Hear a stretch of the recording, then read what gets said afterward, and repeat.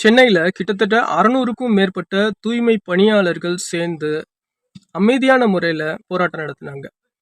13 நாட்கள் இவங்க பொறுமையாய் போராட்டம் நடத்தியும் என்ன பலன் இவங்களுக்கு கிடைச்சது அப்படின்றத நம்ம பார்ப்போம். மேலும் இவங்களுடைய தேவைகளை இவங்க தன்னிச்சையாக ஏதாவது கேட்டு இந்த போராட்டம் நடத்தியிருந்தாங்கன்னா கூட அது கூட நம்ம ஏற்றுக்கொள்ளலாம். பட் இவங்க கேட்டு வந்தது மெயினாக இந்த திமுக கட்சியினர் அந்த தூய்மை பணியாளர்கள் கிட்ட ஓட்டு சேகரிக்கிறதுக்காக நாங்கள் இந்தந்த விஷயத்த உங்களுக்கு நாங்கள் செய்வோம் அப்படின்னு சொல்லிட்டு கொடுத்த வாக்குறுதியை தான் இப்போ வரைக்கும் நீங்கள் நிறைவேற்றலையே, எங்களுக்கு நிறைவேற்றி கொடுங்க அப்படின்னு சொல்லிட்டு தான் இந்த தூய்மை பணியாளர்கள் போராட்டத்தை நடத்தியிருக்காங்க. பட் இந்த விஷயத்தையும் செய்யாமல் கோர்ட்டோட உத்தரவின் பேரில் தான் நாங்கள் இந்த தூய்மை பணியாளர்கள் எல்லாத்தையும் கிளியர் பண்ணணும், அவங்க டிராஃபிக் ஜாம் பண்ணுறாங்க, இல்லைனா இவங்க வேலைகளை பார்க்காம இவங்க இங்கே வந்து கூட்டத்தில் பங்கு கொள்கிறாங்க அப்படின்னு சொல்லிட்டு தான் நாங்கள் போலீஸை வச்சு இவங்க எல்லாத்தையும் அடித்து விரட்டணும் அப்படின்னு சொல்லிட்டு சொல்கிறது எந்த வகையில் நியாயம்?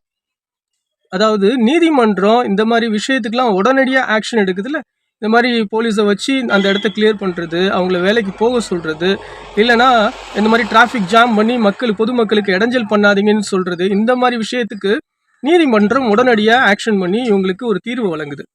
பட் ஒரு திமுக மாதிரி கட்சி மக்கள்கிட்ட போய் வாக்குறுதி கொடுத்து நான் ஆட்சிக்கு வந்தா இந்தந்த விஷயத்த செய்வேன் அப்படின்னு சொல்லிட்டு ஸ்ட்ராங்காக ஒரு நம்பிக்கையை மக்கள்கிட்ட கொடுத்து ஓட்டையும் வாங்கி வெற்றி பெற்று ஆட்சியில் அமர்ந்ததுக்கப்புறம் 4.5 வருஷம் கழிச்சு கூட இந்த தூய்மை பணியாளர்கள் கிட்ட கொடுத்துருந்தாங்க பாருங்க வாக்குறுதி. அதாவது உங்களுடைய அடிப்படை சம்பளத்துக்கு நான் வந்து உங்களுக்கு நம்பிக்கை கொடுக்குறேன், நான் வந்து உத்தரவாதம் கொடுக்குறேன், இல்லைனா உங்களுடைய வேலைக்கு நான் வந்து உங்கள் வேலைகளை நான் நிரந்தரமாக்குறேன் அப்படின்னு சொல்லிட்டு சில வாக்குறுதிகளை கொடுக்குறாங்கல்ல, அந்த வாக்குறுதி கொடுத்த அந்த லிஸ்ட் எல்லாத்தையும் வாங்கி வச்சுக்கிட்டு நீ ஆட்சிக்கு வந்த உடனடியாக நீ சைன் பண்ண வேண்டியது நீ கொடுத்த வாக்குறுதிக்காக தான் அப்படின்னு சொல்லிட்டு ஏன் கேள்வி கேட்க மாட்டேங்குது? கேட்க வேண்டிய நியாயமான விஷயத்தை இந்த நீதிமன்றம் கேட்டிருந்தா இந்த மாதிரி விஷயத்துக்கு நீதிமன்றத்துக்கு வேலை இருக்காதே. ஒருவேளை நீதிமன்றமும் அரசாளுகின்றவர்களுடைய பேச்சை கேட்டு தான் செயல்படுதா அப்படின்னே நம்மளுக்கு சந்தேகம் வருது.